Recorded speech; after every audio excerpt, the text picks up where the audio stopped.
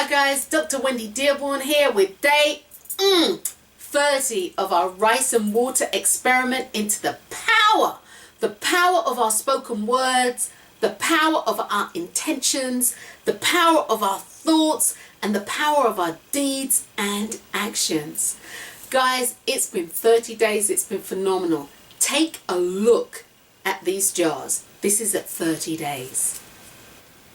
So here are the 3 jars, looking very different.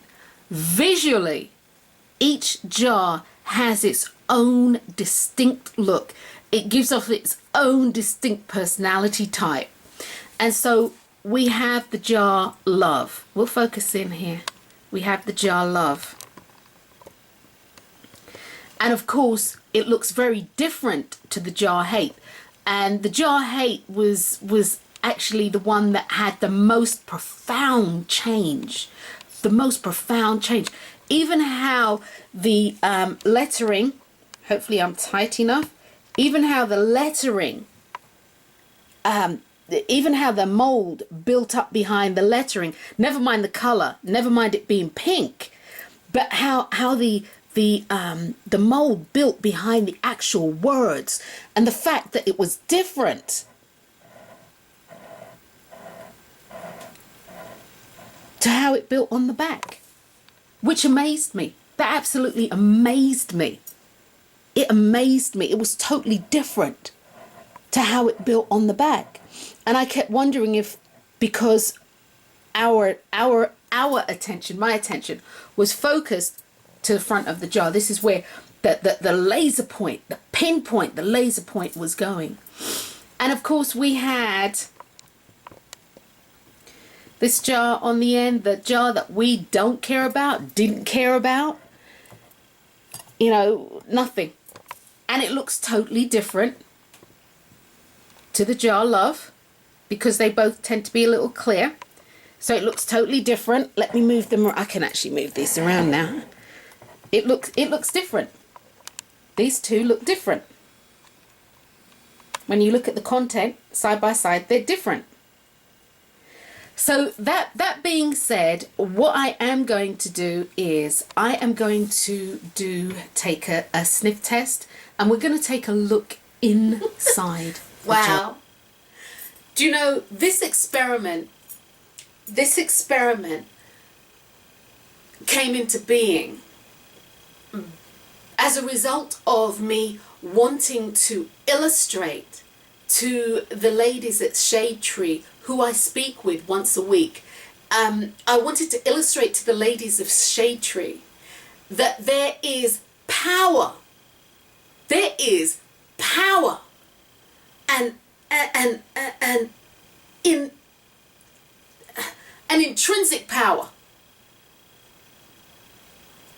in our words.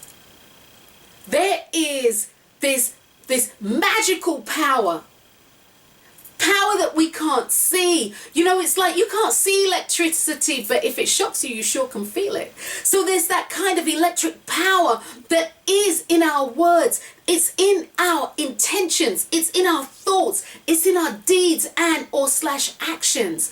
And this I wanted to drive home to the ladies of Shade Tree, so that they would be able to see that through their words, they might be able to, should they choose, to manifest the world, or manifest the life that they want to live. You see, Shade Tree is a shelter for abused and displaced women, children, and pets. And as it goes, as far as my research has told me, there are very few shelters in the United States that actually cater to pets. And another thing that was brought to my attention is that many women will refuse to leave a situation that is potentially dangerous to them and to their children, an abusive situation, because they don't want to leave their pets. They don't want to leave their pets in the same situation. So the Las Vegas Shade Tree has Noah's Ark, and for that, it is a blessing. So anyway, I did the whole thing with the ladies so that they could see and they could follow this and chart this so they could see how powerful they really are. It's really easy to tell somebody, you're really powerful. But when you can actually give a visual, which is what I like to use tangible visuals so people can get it, so they understand it, so they can feel it, so they can wow factor. I like people to get that.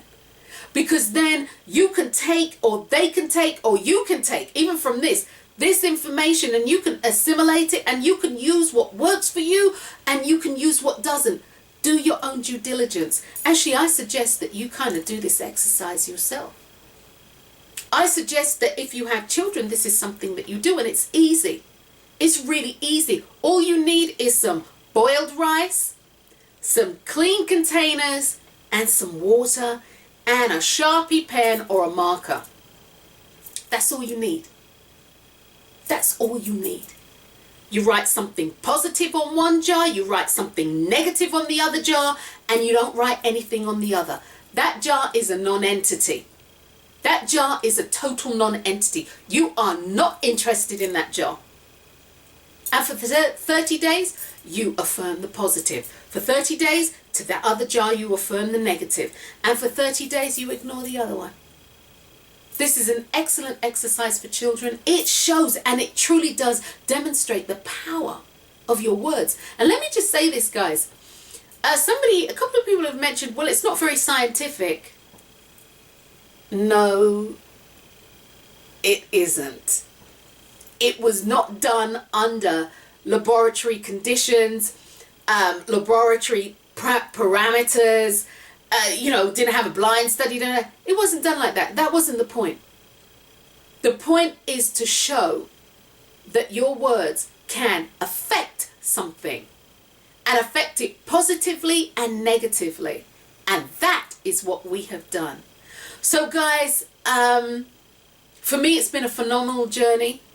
It's been a huge success. I realized how impatient I am. If I haven't said this already, I realized how impatient I am. And what has come out of this for me on a personal level, which I'll share with you, I've always been trying to squash my impatience. But this exercise has taught me that no, I need to embrace my impatience. Because no matter how much I've tried to squash it, it's always there. And I do know the thing that you resist is the thing that will push back against you. So I embrace my impatience. It's helped me to achieve all my goals. I also recognized, and if I haven't said this already, I'm going to repeat myself, what too is really important is that when we feel or think or see from an external perspective that nothing is going on, in reality, inside, there is so much churning and going on. And this is true for people. You see people, they give this really good facade, but inside they are a rolling, boiling volcano. So in reality, when it appears that nothing is going on, in reality, there is, and it is, something is going on. So not to make that mistake. Also, when you put your word out there, because your word will not return to you void, when you send your word out there, know that just because it doesn't come back, pow, and hit you or give you what you want, doesn't mean that there's nothing going on. Doesn't mean that what you have expressed the desire to manifest, doesn't mean that it's not going to come. It will come. There's a process. There is a process. Our words are powerful.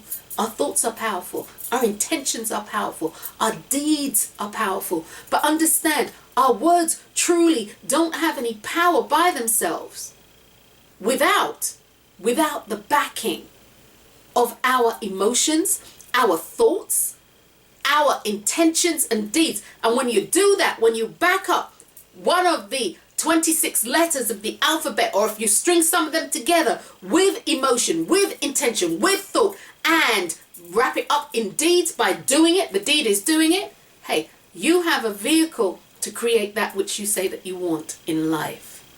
So guys, again, it's been a phenomenal journey.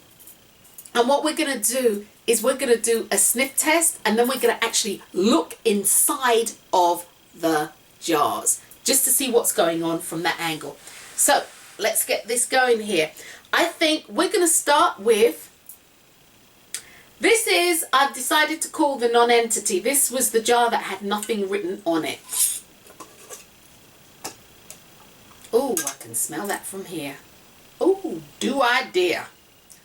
Do I dare, I can smell that from here. Okay, here we go.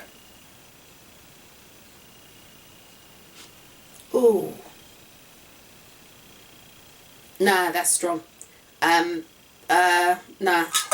That is foul. I'm trying to be really nice and sort of all girly. That's foul. Okay? And the thing to remember is that this is bacteria water. It is toxic. It is toxic. Okay? So that's foul. It smells like egg, sulfur. It's really stinky. It stank. It doesn't smell so good. So let's go to hate. And let's see what's going on here. I'm a little scared to do this now, to be honest with you. This is hate. The jar labeled hate. Here we go.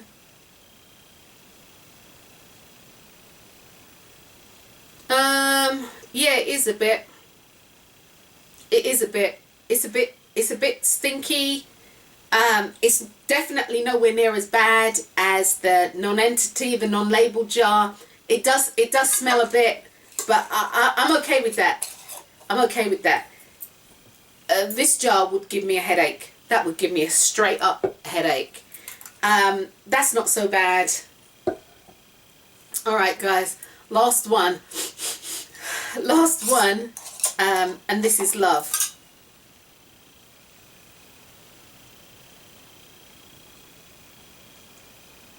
Oh, okay. All right. It smells kind of sweet. It smells sweet. It does actually. It's got like a little perfume kit going to it. It smells sweet. It's not unpleasant. It's not sour. It's definitely not foul. That's for sure. It's got kind of a little sweet kick going to it. Okay. All right. That was interesting. I wasn't sure what to expect based on those two. Because the first time, and I did this, I don't know, day 15 or something. First time I was really impatient, and they all smelled sour, and that to varying degrees. But love doesn't smell sour anymore. So guys, I tell you what, we're going to take a quick look inside the jars to see what's going on, and then we'll bring it to a close. So let's take a look. Okay guys, this is our non-entity. Right, just so you can see. I'm going to give it a good spin round so you can see what's going on. See, that's mold growing, bacteria growing. And we are going to take a little look inside the jar so you can see the growth inside. Here you go. Got that, guys? That's the growth inside the jar. See, we still have some effervescence around here, and there's still some effervescence. You can see it looks gelatinous almost. Alright, so that's the growth inside of that particular jar. Okay, that's the non-entity, and it smells really bad, just so you guys know. Okay guys, this is the jar love. Alright, and I'm going to give it a quick spin around so you can see. See, look at the growth there on the outside. Let's take him, look at this here, growth, bacterial growth, and we're going to take a quick look inside. So that's the jar love. Let's have a little look inside. Looking the same, looks the same, and it smells sweet. This has got a really sweet kick to it. Okay, the jar love. This too appears gelatinous. And ironically to me, it might be my might be me, but I don't think so, where the profusion of growth, or where the most growth of the bacteria took place, was on the back side.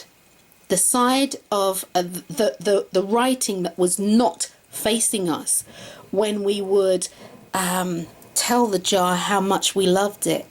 This is the side that was facing us. Here we go. This was the side that was facing us. See? And there's nothing there. It's all on the back side.